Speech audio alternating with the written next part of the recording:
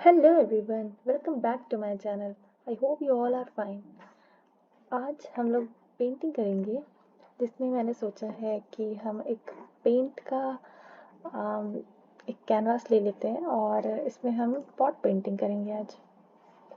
तो मैंने सबसे पहले क्या किया है ना कि मतलब मुझे समझ में नहीं आ रहा था कि मैं क्या बनाऊँ तो मैंने सारा ब्लैक कलर से फिल कर दिया और पेंसिल लेके मैंने सोचा कि आज मटका बनाते हैं एक वो हंडी नहीं रहती है जन्माष्टमी की उस टाइप का।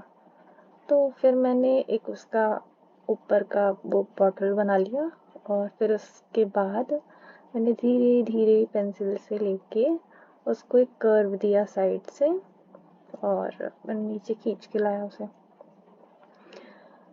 ये जो हम जितनी भी जन्माष्टमी को जब हम इमेजिन करते हैं तो मटकी हांडी दही हांडी ये सब हमारे दिमाग में हमेशा आती है। तो बस उसी को ध्यान में रख के मैंने कोशिश करी है थोड़ी अपनी कलाकारी दिखाने की। तो बस धीरे धीरे ट्राई करा है बनाने का।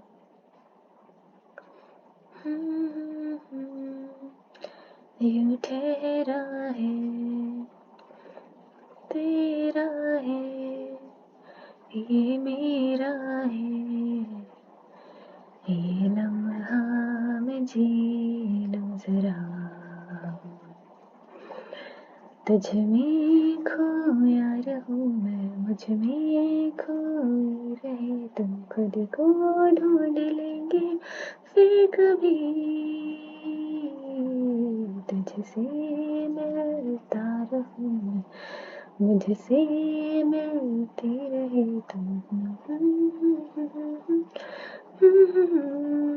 हाँ, फिर कभी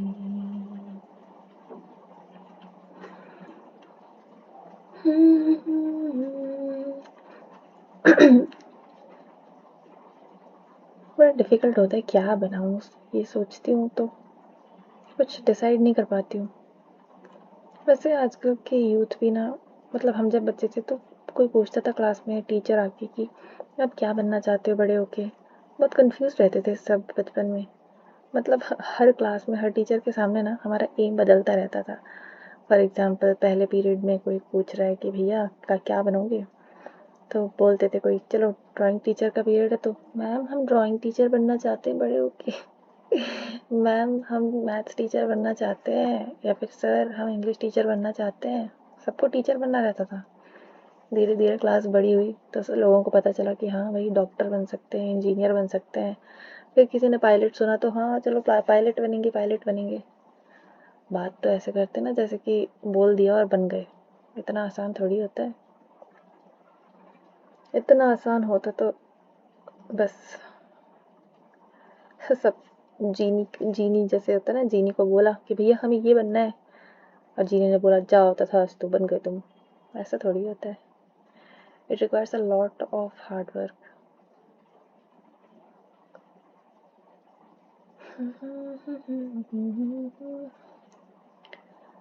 खामोशियाँ आवाज है तुम सुनने तो आओ कभी छूकर तुम्हें खिल जाएंगे घर इनको बुलाओ कभी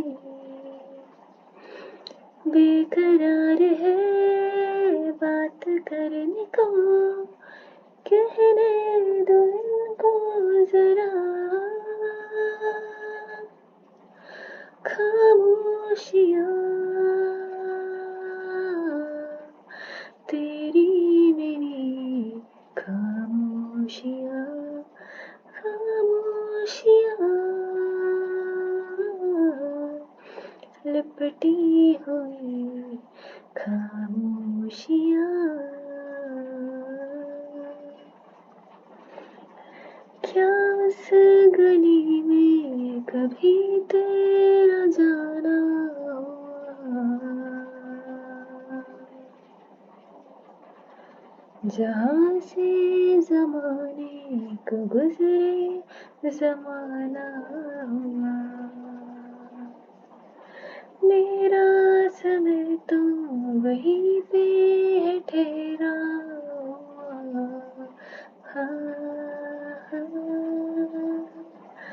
बताऊं तुम्हें क्या मेरे साथ क्या क्या हुआ।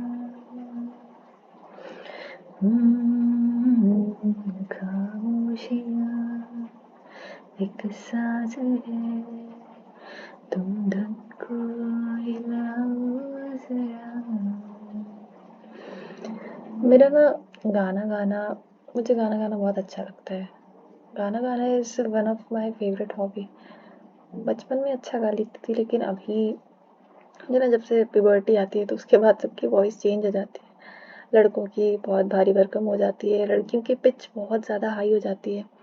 तो उसके बाद से क्या है कि अगर आपने प्रैक्टिस छोड़ दी ना तो इट बिकम्स वेरी डिफ़िकल्ट कि आप उसी पेस में वापस आ जाओ और उसी तरीके से वापस गाने लग जाओ। फिर वो आपकी आवाज़ ना दबती चली जाती है। मतलब हाई नोट्स पे जाओगे ना तो क्या ही हो जाएगा, क्या बताऊँ। बोलते ना आवाज़ फट जाती है ऊपर जाके, बस बस बस वैसे ही होता है। I like this blue combination, हाँ जो मैं अभी कर रही हूँ ना, I like this colour combination very much. मैं इसको अपनी हर ड्राइंग में इंक्लूड करती ही करती हूँ। हाँ, तो सिंगिंग हॉबी की बात कर रही थी मैं। तो क्या होता है ना, मौका तो मिलता नहीं है कहीं गाने का, और तो चलो यहाँ पे वॉइस ओवर कर रहे हैं तो लगे हाथ अपनी हॉबी भी कर ही लेते हैं, ऐसा है।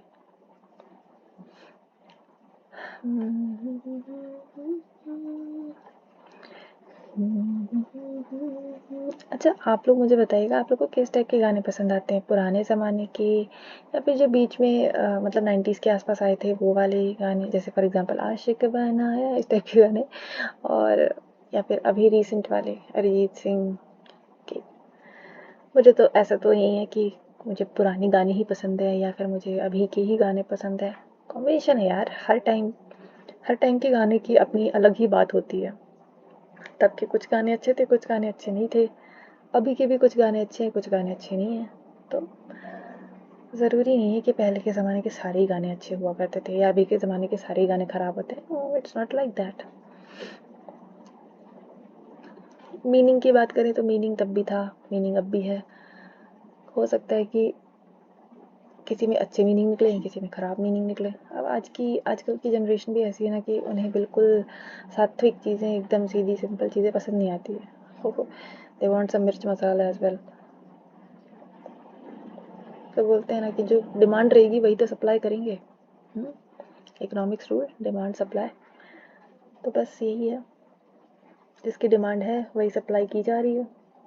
अभी देखो आजकल रियलिटी बेस्ड मूवीज़ बहुत बन रही है। फॉर एग्जांपल केरला स्टोरी हो गया, कश्मीर फाइल्स हो गई। तो क्यों बन रही है ये?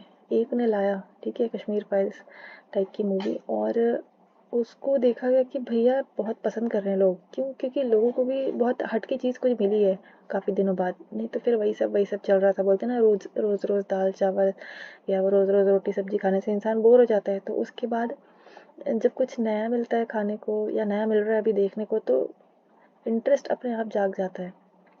और क्योंकि ये सारी मूवीज़ क्या है, फैक्ट बेस्ड बनी है, रियलिटी बेस्ड है, तो इसको लोगों ने बहुत ज़्यादा प्रोत्साहन करा है। जबकि आप मूवी देखोगे ना तो वीडियो क्वालिटी वगैरह मतलब उतना ज़्यादा तड़क भड़क नहीं है। वो बोलते हैं ना, एकदम पॉलिश्ड वे में दिखाया जाता है, एकदम वीएफएक्स वगैरह लगा के, सब सब उतना कुछ नहीं है। लेकिन हाँ, फैक्ट बेस्ड है, जैसा हुआ है वैसा दिखाया गया है, वैसा दर्शाया गया है, तो लोग ज़्यादा उसको खुद से रिलेट कर पा रहे हैं। आप अपनी प्रेजेंस फील कर पाते हो वहाँ पे कि ये हमारे जैसे ही लोगों के साथ में हुआ है, ये सारी चीज़ें हमारे देश के लोगों के साथ में हुआ है ये सारी चीज़ें। तो you will be able to connect with those situation. तो आप फील कर पाओगे, तो जहाँ फील है वो चीज़ तो अच्छी लगती ही है ना। तो बस यही है। फिर उसके बाद देखो केरला स्टोरी भी आई, उसे भी सक्सेस मिली। अब ये भी ट्रेंड चल जाएगा ये, कि जितनी भी चीज़ें हुई हैं reality based historical movies type की। अभी देखो उसके पहले बाजीराव मस्तानी आई थी, तो उस टाइप की मूवीज़ ज़्यादा फेमस होने लग गई। आदिपुरुष, बाहुबली, समझ रहे हो ना? एक पैटर्न चालू हो जाता है, फिर समझ में आ जाता है प्रोड्यूसर्स डायरेक्टर्स को कि लोगों की डिमांड क्या है, बस उस हिसाब से सप्लाई आने लगती है। As simple as that. हरियाली, हरी हरी कलर्स कर रहे हैं हम, dark green plus light green, इनका कॉम्बिनेशन दे दे के करेंगे। वैसे फ़िलहाल तो मैं पेंट से करती हूँ, मतलब माउस से करती हूँ, पर after some time I will definitely gonna buy the digital pen, and with the help of that I will be doing drawing in tablet, so stay tuned.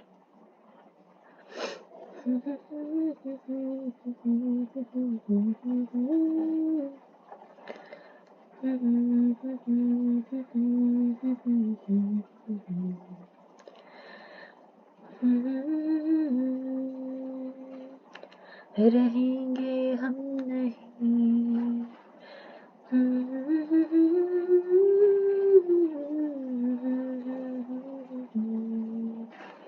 न चाहिए कुछ तुमसे ज्यादा, तुमसे कम नहीं, जो तुम न हो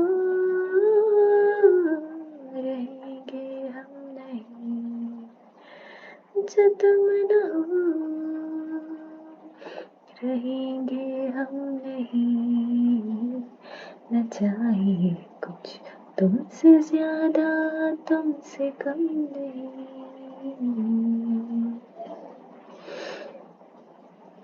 मेरे स्कूल में ना इतनी सारी एक्टिविटीज़ होती थी, जैसे कि सिंगिंग कंपटीशन होता था, drawing competition, rangoli competition, mehndi, salad making, ये वो, इतना अच्छा लगता था वो सब। मतलब ये सब होता था ना सैटरडे के दिन सीसी एक्टिविटीज़ में। आप लोग के स्कूल में भी अगर होता हो सीसी एक्टिविटी तो comment and let me know. और आपको उनमें से कौन सी एक्टिविटीज़ को करने में सबसे ज़्यादा मज़ा आता था, वो भी मुझे बताइएगा।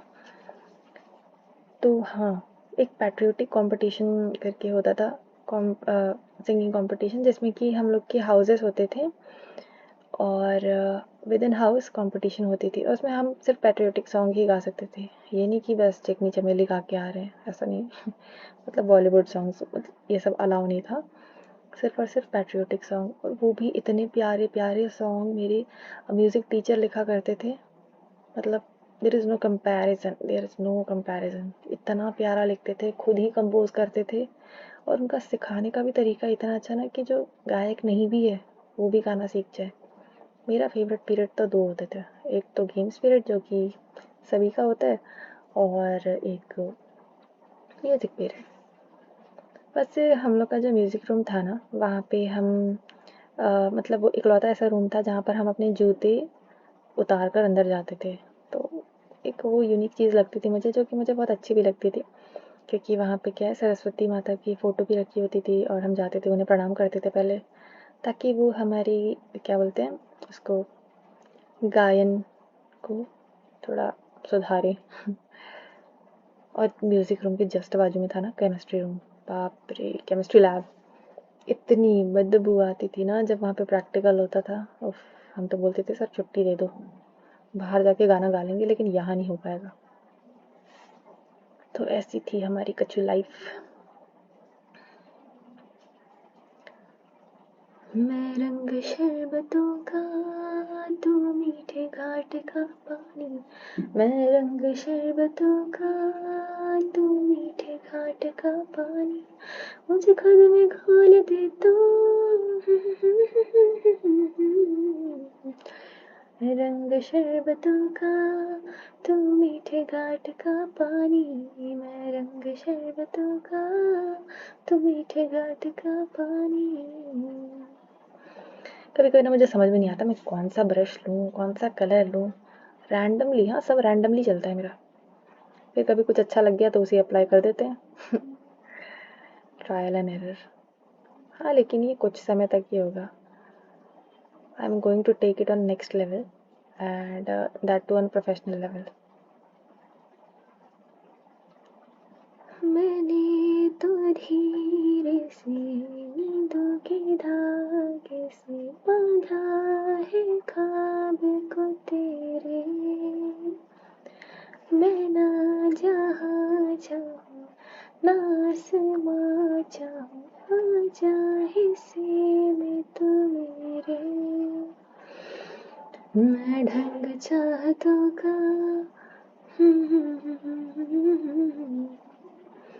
मेरे साथ कभी कभी ऐसा होता है ना, मैं एक गाने को दूसरे गाने में मिक्स कर देती हूँ. It happens a lot with me.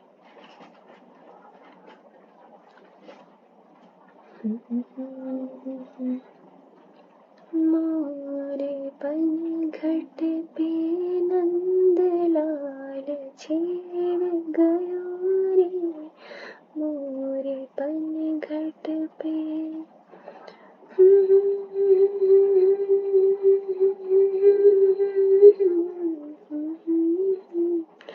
मोरे पनघट पे, हाँ मोरे पनघट पे. ये ऑयल ब्रश वाला जो टच होता है ना, मुझे बड़ा ही अच्छा लगता है. मतलब एकदम शार्प नहीं आता है इसका, थोड़ा स्मूथ आता है, स्मूथ जैसे इसमें आ रहा है येलो में. अच्छा लगता है, लाइक दिस.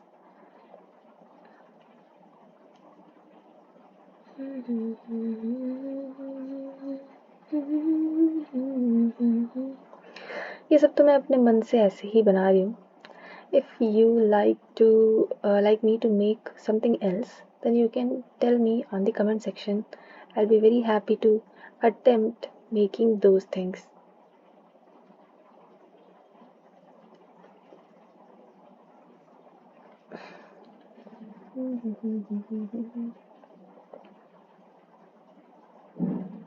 वैसे मैं तो ये नॉर्मल पेंट में बनाती हूँ.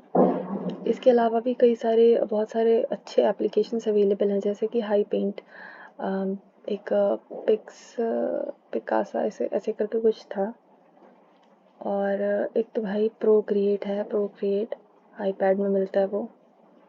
उसका कंपैरिजन ही नहीं है भाई, उसका कंपैरिजन है ही नहीं किसी के साथ.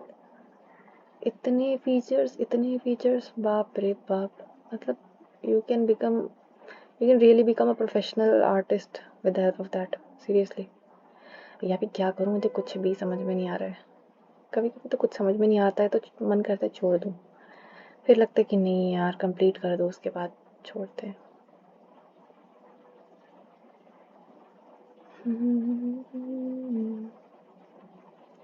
लग जा गले के फिर हंसी रात हो न हो, शायद फिर इस जन्म में मुलाकात हो न हो. लग जा गले से.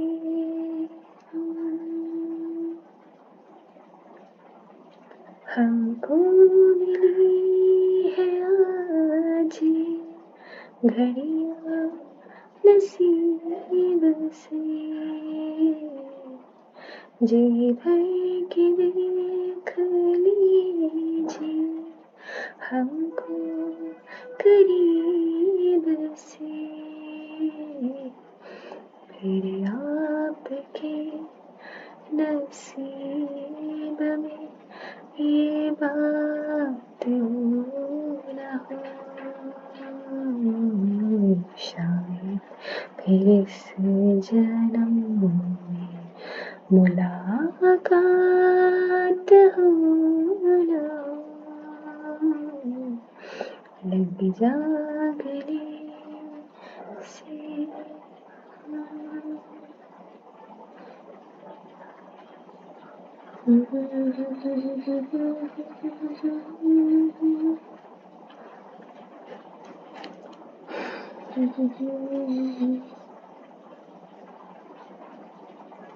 मन करता है कहीं ऑडिशन दूं जाके, फिर जब अपनी रिकॉर्डिंग सुनती हूँ ना, तो फिर रियलिटी सामने आ जाती है कि नहीं भाई नहीं, घर पे बैठ के गाना ही सही है. जब घर वाले ही नहीं सुनते हैं तो बाहर वाले कहाँ से सुनेंगे. जोक सपाट. क्या बनाए इसके बाद, क्या बनाए. कृष्ण जी की मटकी है तो मक्खन तो होना ही चाहिए. लेट्स मेक सम मक्खन. मक्खन तो नहीं, मक्खन इफेक्ट दो. हा हा, क्या ब्रश लग रहा है, बस लग रहा है ये, है ना. इतना क्लाउडी इफेक्ट आ रहा है इससे. जैसा चाहिए वैसे ही आ रहा है, एकदम मजा आ गया.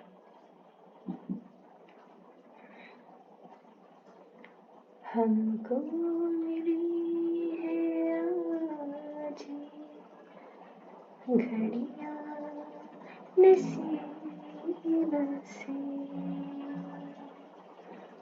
जी भर के देख लीजिए। ये ब्लैक के ऊपर कितना अच्छा वो आता है ना, उभर के आता है कलर एकदम। कलर सिलेक्शन सही हो तो एकदम उभर के आता है। कोई बात नहीं, लर्निंग टेक्स टाइम, तो सीखेंगे और बेटर होगा दिन ब दिन।